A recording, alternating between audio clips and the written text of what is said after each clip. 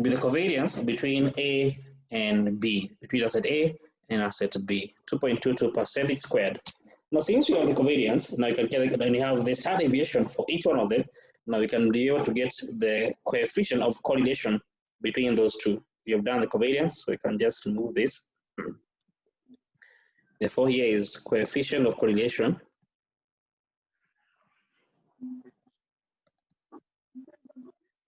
Okay, it's given us the covariance between A and B, product of the standard deviation of these two. Covariance 2.22% squared. Okay, we divide by standard deviation of A. Standard deviation of A, we got 2.21. 0.21 times 1.05. Standard deviation of. I think it's supposed to be 2.11. I think the standard deviation for A should be 2.11. 2.11. Yes. Someone to confirm? 2.21 or 2.11? Yes, it's 2.11. 2.11. Okay, 2.11. Yes. Okay. So 2.11. You get how much? To be the coefficient of correlation.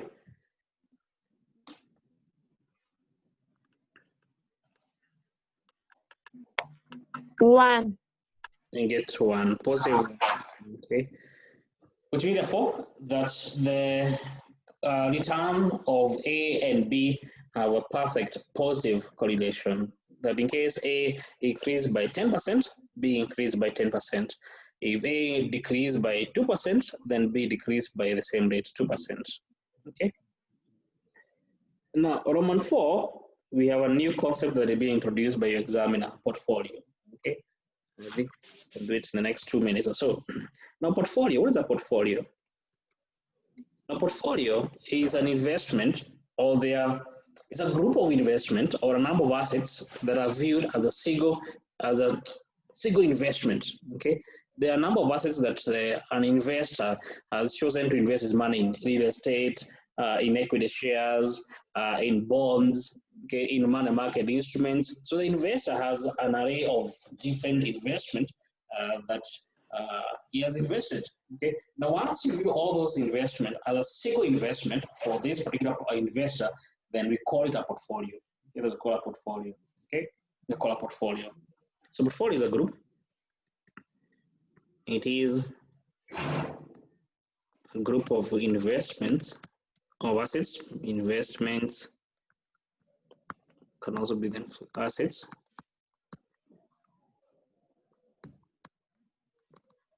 Which are viewed, analyzed, okay, without amount to use, as a single investment. As a single investment. The assets can be real estate investments,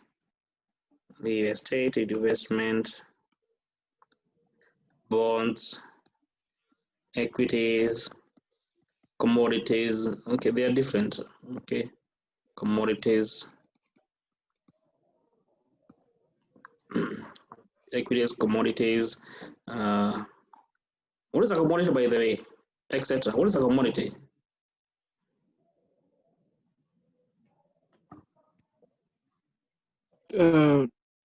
Items you hold to sell. Items that you be holding. It's not like you are buying. Their investment as per se.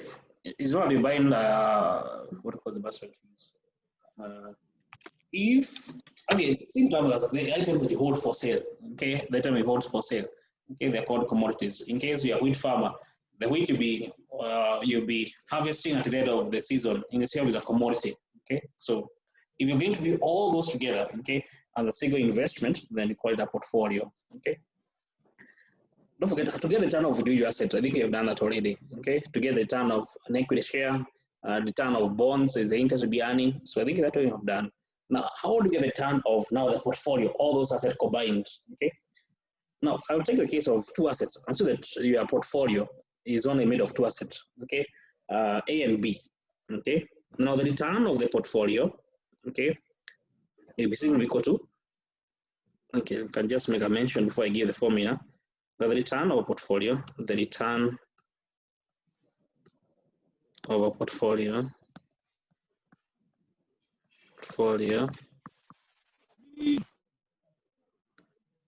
is the sum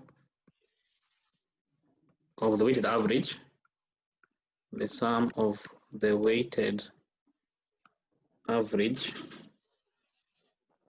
returns of the asset that makes up the portfolio, that makes up that portfolio.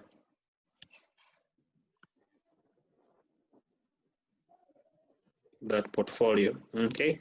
That's what we call the return, okay? So I guess you have to assume a two-asset portfolio made of only two assets, A and B. Therefore, the return of that portfolio will be equal to the return of A, the weight of A, let me call it the weight of A times return of A plus weight of B times the return of asset B. If there are three assets, then just add that term, okay? Yes, okay, in case there are many, continue until the weight of asset N and return of asset N. Simple that, okay? This is essentially is how you get the return of a portfolio, okay? So you can ignore that last term, okay? Because your examiner is not going to ask more than three assets. I'm going to ask mostly two assets, okay? Where, just you can say where RP is portfolio return,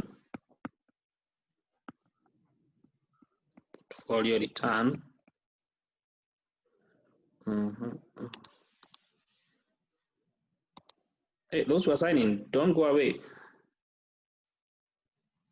This is weight of asset A in the portfolio, weight of asset A in the portfolio, or how much you have invested in portfolio A. In asset A in the portfolio, how much funds, how much capital have you pulled down in asset A? Okay, and of course, this is a return of asset A, return of asset A. RB is return of asset B,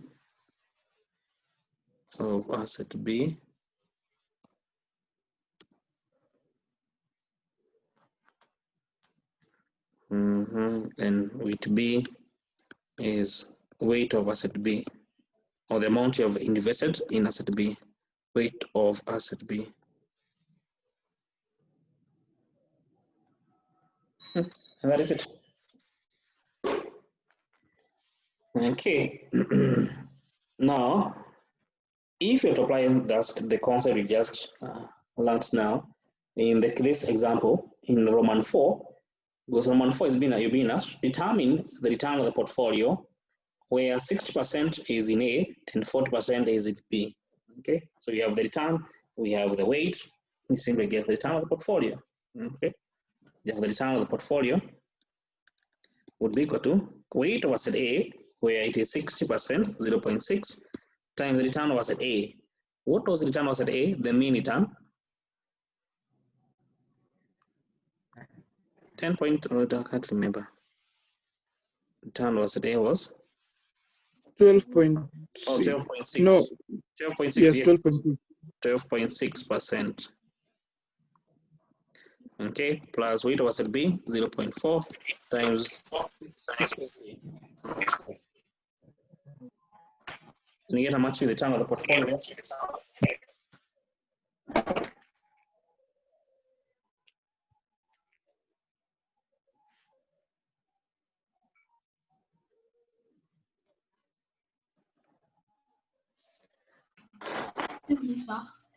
Yes. Okay, on the returns, the 0.6 is the percentage that you've been given. 0. What? The 0.6 when we are calculating the return of asset A. Yeah, it's higher. You invested in asset A. Obviously, investment. How much is A is 60% of your investment. Therefore, that's the weight of asset A in your investment, in your portfolio. Yes. Is what is given there. You get it? Yes, I've seen. Okay. Therefore, what's the return of the portfolio? 10.08. 9 point. 10.08. 10.08. Confirm? Yes, it's correct. 10.08 become therefore the return of the portfolio, okay, of asset A, asset B in that composition 60-40. Okay, that's again the term. In case the three assets, you simply add the next term to the equation. Okay, clear? Okay. So Yes. the weight of the asset is the percentage you've been given, right? Yeah, that's the great. Is that how much have you invested? Okay, out of the total investment, how much? It's simply like if this is your investment, how much? This is 100%. But out of 100%, how much of it, okay, can we say it's invested in equities or in A, okay, 60%. How much of it is in B, 40%. That's all the weight. Okay. Okay, immaculate. I'm just sorry. If we just did 60, Sorry? because they're both percentages, I'm asking, since 60% is also a percentage and we did just 60 by 12.6 and then 40 by 6.3. I am not getting it very clear. I mean, instead of 0.6, we do just 60. Oh, you do 60% times 12.6%. 60 by 12.6 and then 40 by 6.3. Or 40% times 6.3. Yes. Yeah, you can do that. And then you have to divide again by You have to 100. by 10,000. It'll be 10,000. 10,000. Yes. All right. 100 or which by 10,000? Yes, by 10,000. By 100, because you'll get 1,008. Okay, Then you divide. by 100. Yes, by 100. You divide by 100. True, you divide by 100. Yes. Thank you. Okay. Okay, so that's on the return of the portfolio. Okay. Now, the next bit is to get the risk of the portfolio. Now, the concern here is that the risk is not simply weighted average, okay, like we have just seen with the case of the return, okay. Don't forget, we have what called the interaction of the individual assets, okay. The individual assets are interactive, that sometimes you can have a case where return of A is increasing, return of B is increasing, okay. Therefore, the two assets, the return are not that independent. By the way, if the return are independent, okay, that is has zero correlation, then simply the risk for the portfolio is the weighted average. But since there is that interaction, okay, between the assets, then the risk for the portfolio is not simply a weighted average. Okay, it's not simply a weighted average. Now, I don't know whether you have then, okay, for us to do how to give you the formula. In case not clear, you can stop me along the way. Okay. Now assume that we have a portfolio, the return of the portfolio, two asset portfolio. Okay. We have the return of the portfolio, actual return of the portfolio. Okay, return of the portfolio will be equal to weight of asset A, return of asset A, plus weight of asset B, return of asset B. That's clear.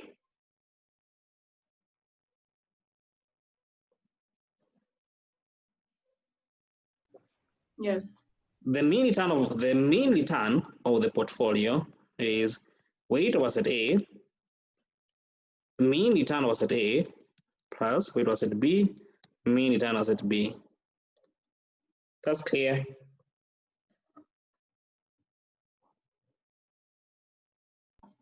Yes. Yes. Okay. The standard deviation on the variance of the portfolio, okay, the variance of the portfolio will be equal to, we say the variance is a deviation squared, isn't it? Deviation squared, okay? The return of the portfolio, you have RP, the deviation, we square it. Clear? Okay. Because this is the variance of the portfolio, okay? The risk of the portfolio, okay? Is the actual return of the portfolio minus what you are expecting to receive from the portfolio. I can extend this and say, I have the formulas here. You can see this is the return of the portfolio, have it here. The mean return of the portfolio, have it here. So I can just substitute the values there, okay? Which will be equal to weight was at A, return was at A, plus weight was at B, return was at B, okay? This represents the first term here, minus the mean return was at all the portfolio, here is here, equal to weight was at A, mean return was at A, plus weight was at B, mean return was at B, this is the second term here, squared. Clear?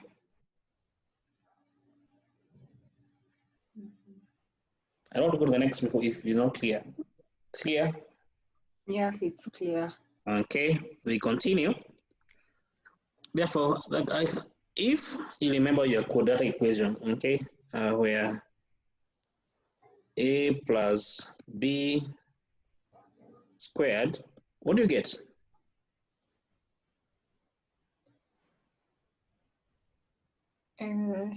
Or A minus B? A squared. Okay, this is minus. A squared Minus B squared. minus B squared. Okay, wait a minute. Actually, let's first substitute. Let's even take the equation a bit A faster. squared minus 2AB plus B squared. Plus B squared. Okay, put it on hold. You're going to come back to it. Now here, can I put like term together? I think I can because this is A, this is A, this is B. Let me just, this is A. Let me just put here. This is A, this is A, this is B, this is B. I think I can put like term together. Isn't it? I think I can. I just remove the brackets. This is weight A, return was at A, minus weight A, mean return was at A, isn't it? Yes. Then plus, I can have the plus here, weight B, return was at B. This is a minus, let me put a different color here. There's a minus and a plus. Minus plus, what do you get? Minus. You get a minus. So therefore, minus, it was at B, mean return was at B, squared. Clear? Yes. I just remove the brackets, nothing else I've done. Now here I have another way I can try to arrange my equation because I have a common term here, weight A, A, yes. and I have weight B and weight B. So I can simply arrange them together. So weight A, return was at A, minus mean return was at A, plus weight B, return was at B, minus mean return was at B. Squared. Oh, don't forget to use squared, isn't it? Yes. Okay. Now going back to our quadratic equation, where it said A plus B squared, what do you get? No, you have a plus here. I have a plus here, so I can use a plus sign. So Is equal to B squared.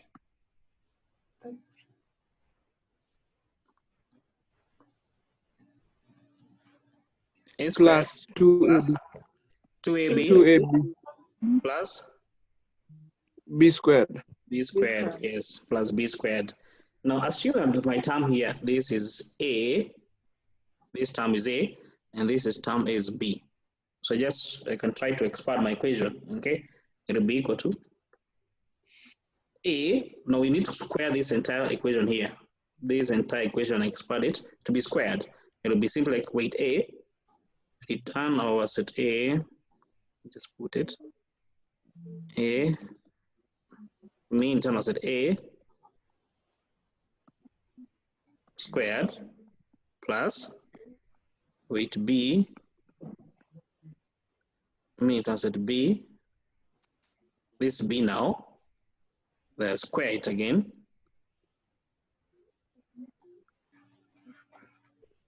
No, actually, let me, because I've already expanded, I don't need to do this, by the way. I don't, because I've already, I have my quadratic equation here. Let me just substitute the figures there. Just be equal to A, weight A, you can say this weight A, go this A squared, weight A, squared, asset A, return asset A, mean return asset A, squared, isn't it? Yes. Yes. Plus B squared, this is B, instead of B, weight B, squared, return of asset B, return asset B, squared, plus 2A, weight of asset A, return asset A, that's A, B is weight B, return asset B, return asset B, isn't it? Because it's 2, you got it, 2A times B, isn't it? Yes. Yes. Yes. It's making sense. Okay, so I continue. Now, if you remember what we've just done, what does this give us? This, what does it give us? And what does this give us? Don't forget, we ignore the sum sign. A division squared. What is division squared? Variance. Variance. Thank you. Therefore, it's with A squared variance of asset A plus weight of asset B squared variance of asset B plus 2 weight A weight B return of asset A minus return of asset mean return of asset A times return of asset B mean return of asset B. I'm just trying this is a multiplication, so just put this here and you just interchange the position. Clear? Okay. I've just interchanged the position where is 2. It is 2 times weight A times weight B times deviation times deviation. I'm just trying to interchange them. Nothing else I've done. Is that clear? Yes. The silence is not good. On my side. Yes. It's clear. Okay. Yes. Now, the next question, what does this represent?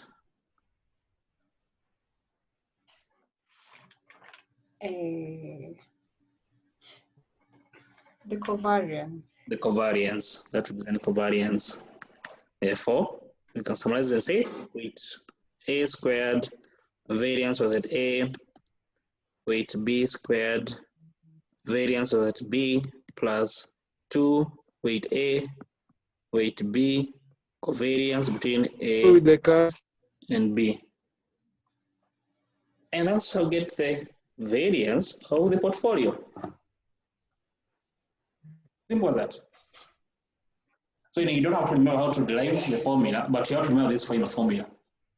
Otherwise, you can't do that particular what the exam requires of you. Okay, so in case you can't remember how to derive the formula, which you don't need to, but of course it is good just in case you get stuck, you forget the final formula. But either way, that's to get therefore the risk of the portfolio. So this final formula you have to remember, that one you have to. The others you can forget, but this one you have to remember this formula to get the variance of the portfolio. Clear?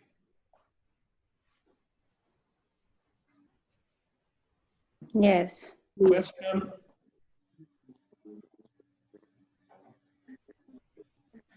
Okay, so no question. I think we can apply the formula to determine the risk of the portfolio.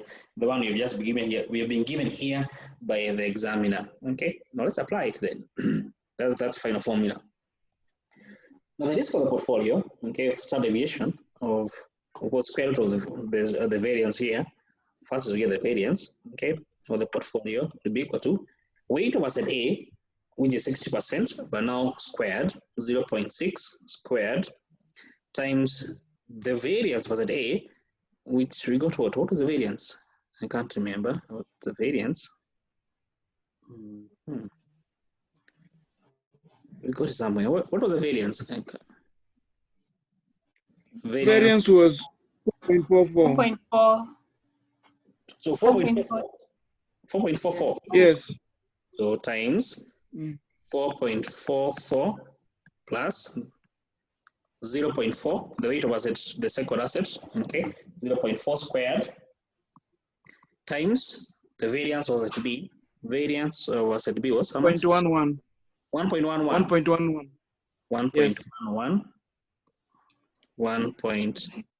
Yes. 1.11 plus 2, weight of asset A, 0.6, weight of asset B, 0.4, times covariance between A and B. Do you have the covariance? We have not done the covariance, isn't it?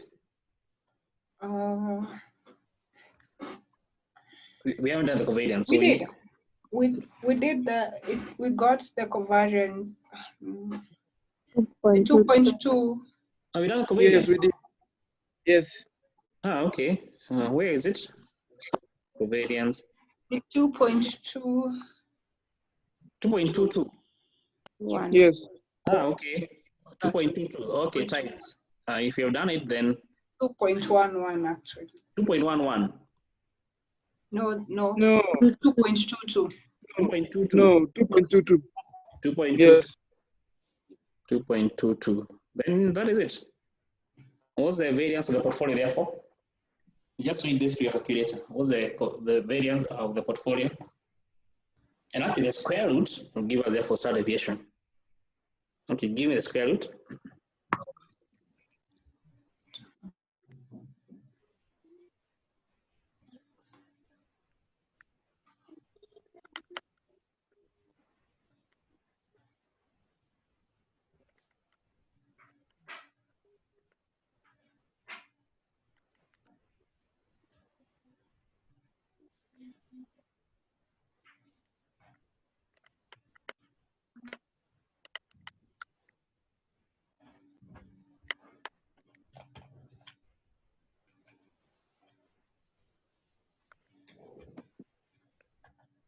$2.84. 2.84. Yes. Confirm? Someone confirm? Yes. 2.84. Yes. Okay, and you get 2.84 therefore percent to be the standard deviation of the portfolio. That's much said of that topic on risk and return. Any question? Don't forget on Wednesday you have our cut 1. Okay, as I mentioned, don't forget it will cover all the until the end of working capital, until the end of working capital. So I did upload all the videos, so I think you have enough material to go through the previous topics in case you never understood something. Okay, and so it will be 2.5 hours, 5 questions, 2.5 hours. So you can begin at 5:40, or we end at 8:10. 5:40, we end at 8:10. Okay, if there's no question, then I guess we can meet on Wednesday at 5:40, and Wednesday, we meet on Wednesday at 5:40. Sign the register, don't forget, and enjoy your evening. Thank you.